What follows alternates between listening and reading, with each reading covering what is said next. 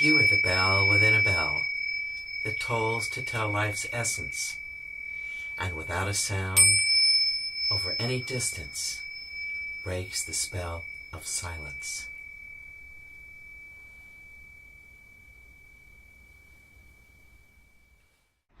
Welkomen. Cometh the Isle of Blessed. Jeg heiti Maxime Gaudio, and jeg calleth Max. Jeg hemma I Reykjavik, og jeg elsker Iceland. I love Iceland. Jeg at lære islandsku. Það mjög erfitt. Mjög erfitt. So erfitt that Spo, I'm going to speak in Icelandic. Now, I fooled you. I'm going to speak in English, and I hope that you'll carry through with me in English and you will see Iceland and Icelanders as I do, because it's a phenomenal place to be living and a phenomenal place to watch everything. Watch the light, watch the mountains, watch the snow, watch the people, watch everything. Mostly watch yourself. Maybe you don't understand the whole thing, but Icelanders are great people, and they have no idea that they're great people. They when I came here, I see there's a map, and it's a real map, like a regular map, and it says trolls, fairies, and I think, really? This is my place, for sure. No wonder. It's like a very special place, and we're living on fire. We're just completely getting everything from there. It's just, I hope you realize what an amazing country is, and you have to leave often. And I know why you have to leave. I have to leave sometimes too, because it gets very intense here. I'm sure you've noticed that. But I want to talk today about life and seeing life in a different way. Seeing it as though it's a film strip. It's kind of like if I were to describe to you what a kiss is like. It's really not something you want to talk about too much. It's something where somebody's putting their mouth on your mouth. Ugh, it's not the thing. But if you feel it, you experience it, it's something very different. And so it makes life, to me, seem as though it's a film strip. I know we're digital today. I know I'm a little bit behind the times. We're digital, but the digital has taken away the strip. There used to be a film strip, and behind that there was light. And the light moved so fast when you were in the theater that you never saw the in-between. You never saw in the film strip where there were gaps. And so it looked like one thing to you, and this was life. But have you ever thought how the earth is spinning so fast and you're not dizzy and sick from it? No, because we're somewhat of an illusion. I know it's complicated, but it's not really. For instance, this table is not solid. My hand and your body are not solid. It's all molecular structure. There's a million things going on in there. All this going on. This glass is not, the water is not. This is all illusion. Just like that film strip. We're watching it and we think it's really the film, but it's not the film. This life is looking through that and seeing what is behind everything. What's really there. So important. Just for a moment, and not long, because I don't have long, just think about what I said and don't think, oh my God, this woman is absolutely Bandarican and absolutely a lunatic. Maybe crazy, but not a lunatic. Don't put that there. But look at it. It's the film strip, it's the life, and what happens? What happens when you're very quiet?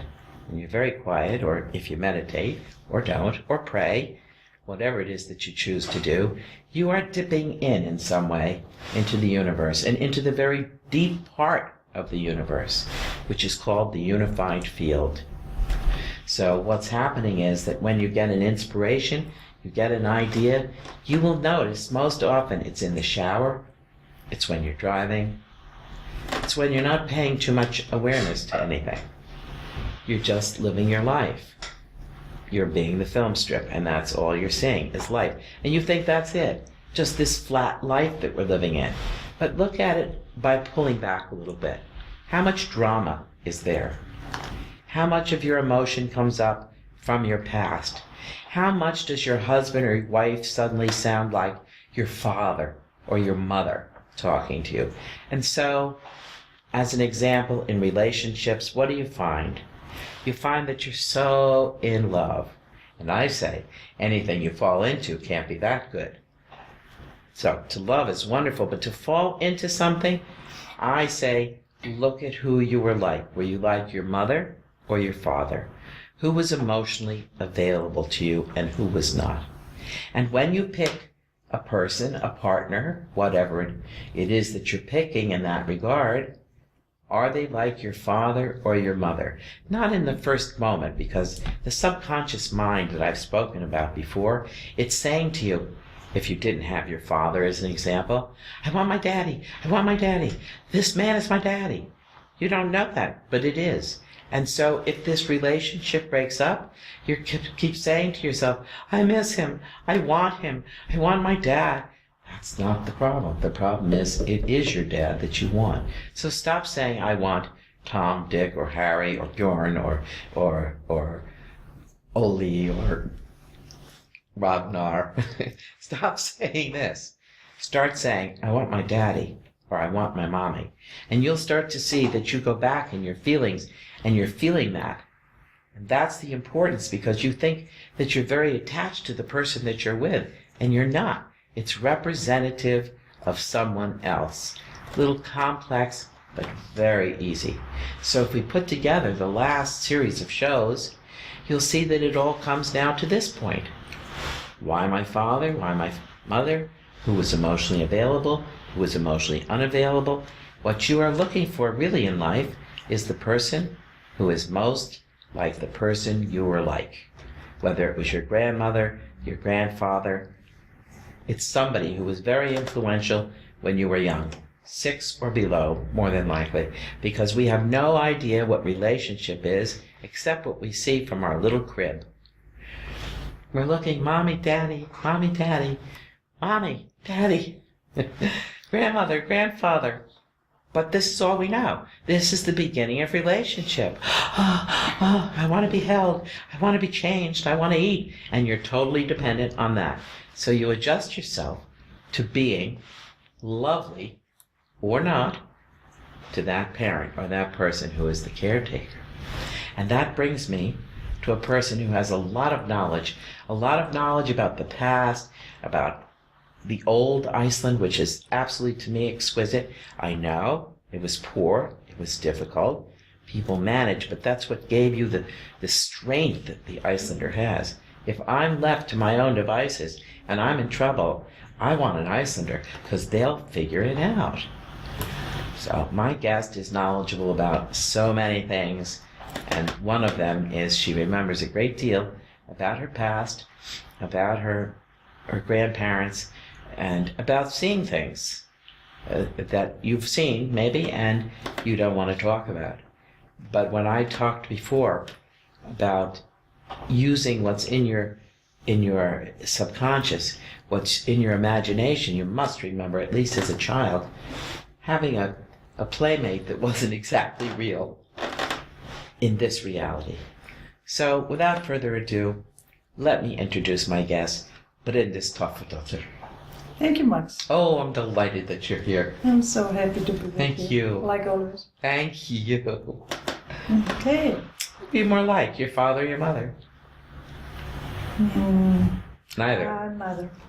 Who were you like, your grandmother or your grandfather? Yeah, I guess the most influence I got from Yes. my grandmother. No, grandfather, more than grandmother, but they were both there. I'm raised by my grandparents. Typical in Iceland, Yeah, well, yeah, I guess so. particularly in your time. Yeah, it was very common at that time, because I'm so old, Max.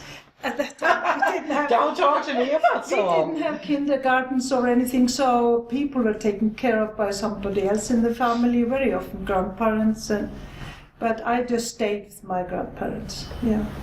Tell me about it. So yeah, it was a wonderful time in a little village in North Iceland, Húsavík. And my grandfather was a truck driver. And as I told you, when we didn't have any kindergartens, I very often was just with him in the car when he was driving to North Iceland or further north or other places. And he saw a lot of things that maybe other people didn't, so we didn't speak much about it with others. But Yes. often we picked up people and took them home to wherever they wanted to go. And when we came inside and got a cup of coffee or something, there was a strange quietness maybe for a while, and then they came with the old books with pictures. Mm-hmm. And we were asked to point out if we could see the person we brought. And mostly we knew, but then they had been gone from this world for a long time. Fascinating. Yeah, I mean, for me it was normal. But then later I found out that a little bit how to differ the people from this real world and the other people. Yes. How they were dressed, Yes. or how they talked. And it was a world you couldn't really talk about with anyone. But yeah, You couldn't. I lived in this. You couldn't, or you didn't.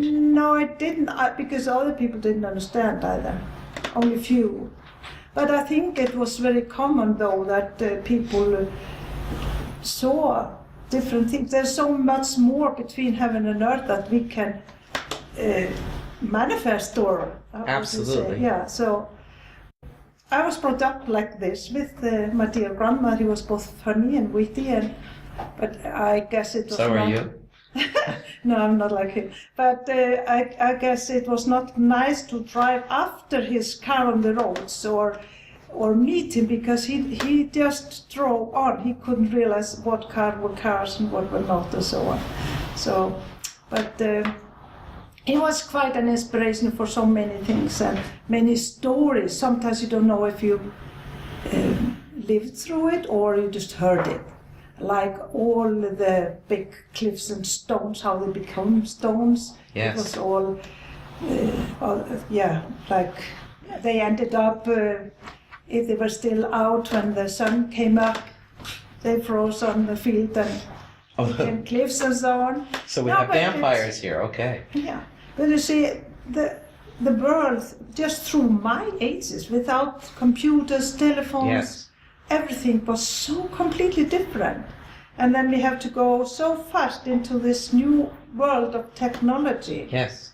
So, old Iceland, but still, when I'm guiding people around in the country, and we might get rain or bad weather or something, they love to hear stories about this. They often say, just stop the bus and just tell us stories. Don't drive. We don't want to see anything. We just want to be with you in the bus and listen to the stories. I would. You would, I know. Good. Yeah. So that was how I was brought up, and so I can say really that I'm like mom or dad. I saw my father first time when I was 10 years old. But he was emotionally unavailable to you. Well, I only had You a didn't picture. know him. I only had a picture. Exactly. Yeah. So when it came time for you to pick husband, Okay. that's right. So you think I picked someone like him? I only. You picked somebody emotionally unavailable. I'm Yeah, sure of it. okay. That could be. Think about it. Mm-hmm. Was it? Long time ago in Bethlehem. Yeah. And after that, the next one? And the next one, are going to go through them all? No. Then I'd have to No. go through mine. Yeah, Thank you, no. That's right what you say. Yes, emotionally unavailable. I am the one available for other people. Absolutely, I understand. Yeah, so, and that's just, yeah, I love to be that, but who's available for me? My kids today, maybe? Would you say, or would you agree with it if I said to you that what you learned from not having them and not being given to was to give? Yeah, I think you learn from all experience, Absolutely. bad or good, but it gives you strength to have to go through some things.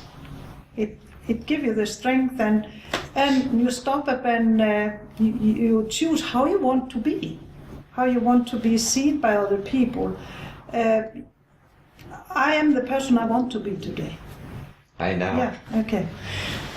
But you certainly remember times when you were the person that you played, and you were not yourself so much. There must. I never knew you like that. It takes time to find out.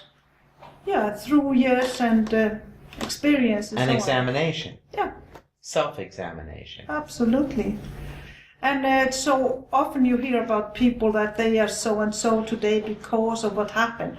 I don't believe in that. I don't think that you should go back and say,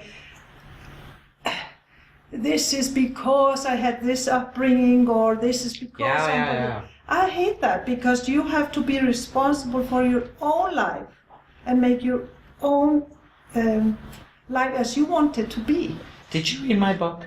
Yeah. What did I talk about? Oh, yes, you did. Exactly this. I know. Exactly this.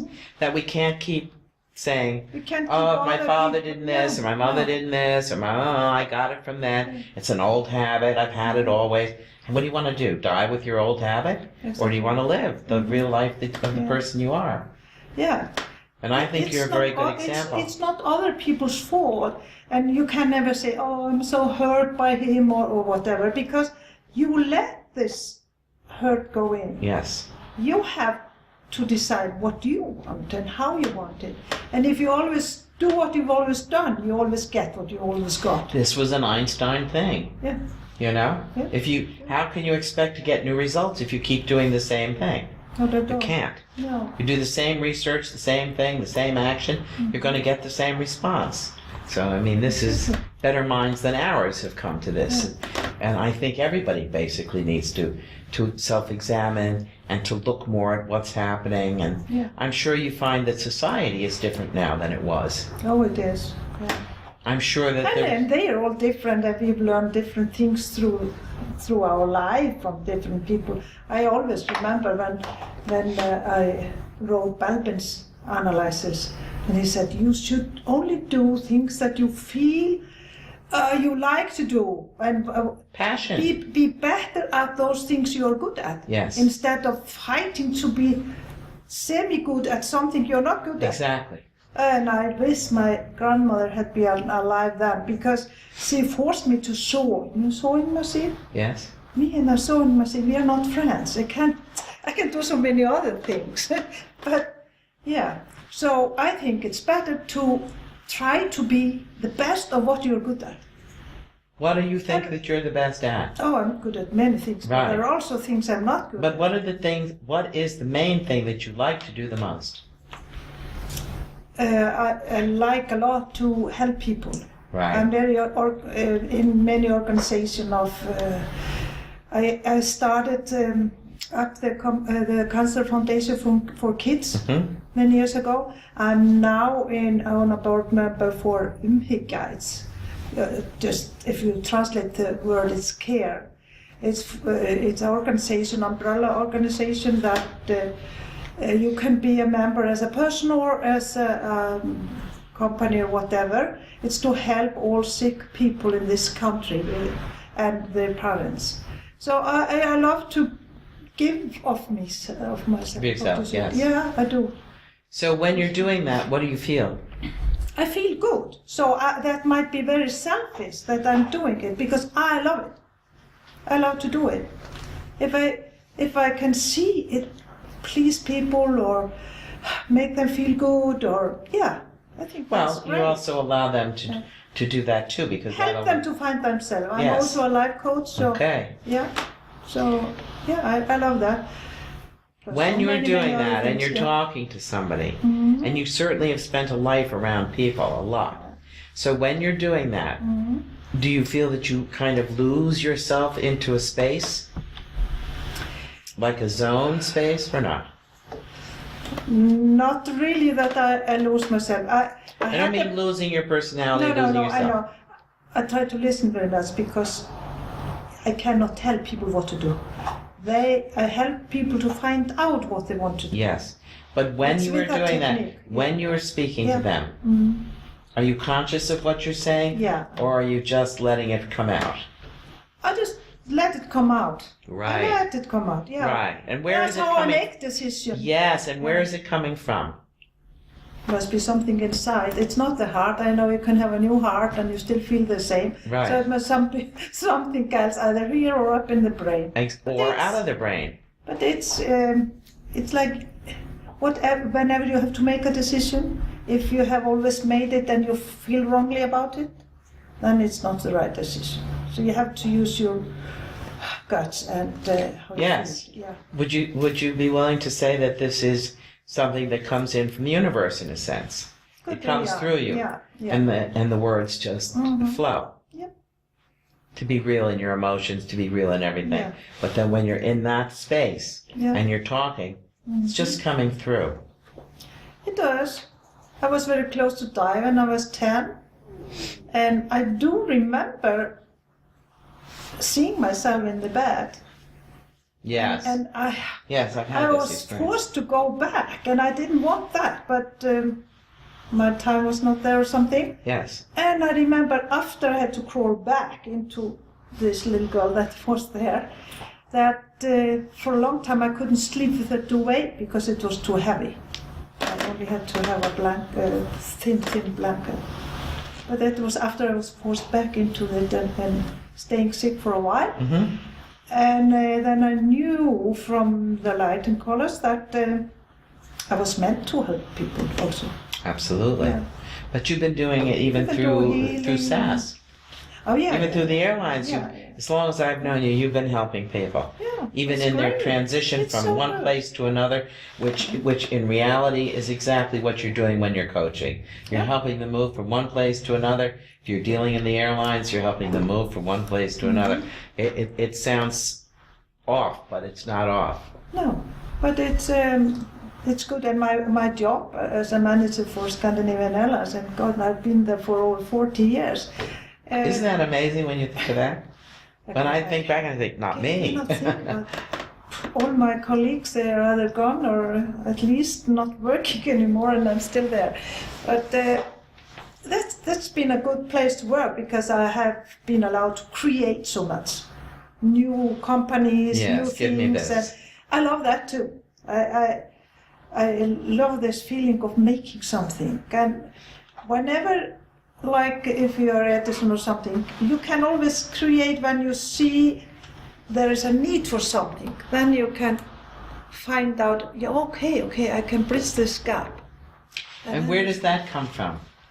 Uh, When you get that moment of an idea, where is this coming from? it's just like a light bulb. Right, Yes, that's yeah. right. You don't think about it. No, It just comes. Yep. Because if you thought about it, it just wouldn't really work. no, yeah. I mean, That's- they always say that a camel is a horse Yeah. created by committee. So it's, Yeah. Mm-hmm. and I've always, remembered you like that. I say to people, usually it's when you're driving or you're in the shower and you're not thinking and you're just on your own, or as you're going to sleep, you're just Yeah. waking up. Yeah. I told Oh, you. waking yeah. up, Yeah, yeah. speak to me.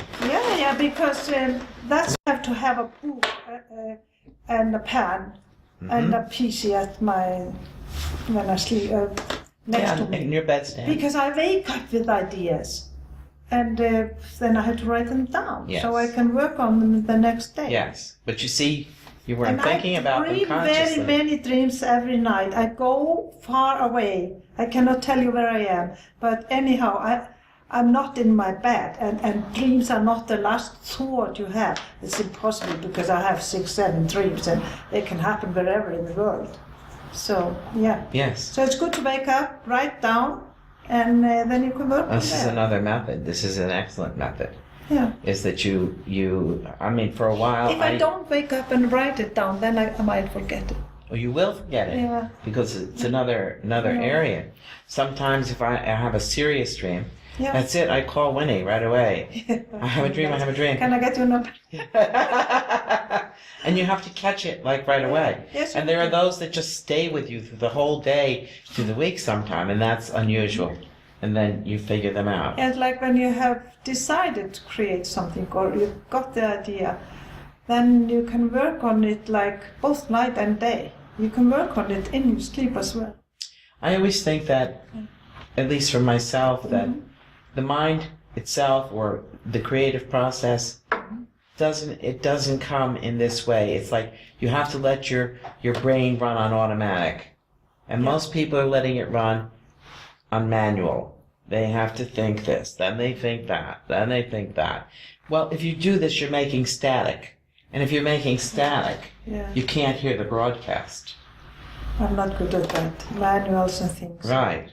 It's not, you can't run your brain on manuals. You have to run it completely on automatic. Oh, yeah. If you probably don't make decisions by thinking. They come to you. Mostly they come. That's right. They Sometimes come to you. I just have to if it's work related. Yes, but then you're not thinking about all the pieces all the time. Wow. But it's so much power here in Iceland. I've been living many countries. And I always decided when I left Iceland, I'm not going to miss the other places. I'm not going to bring food from Iceland to other places. I look forward to come back to it. And I love to be in those other countries, like I love Greenland. I was there for 2 years. I love Estonia. I lived there for 3 years. I don't love the big places like London, Copenhagen, Oslo, Stockholm, Moroni, but I like all the places I've been. But when you come back, then I feel the And you power. always come back. We always come back. We leave Iceland. We always come back. Yeah.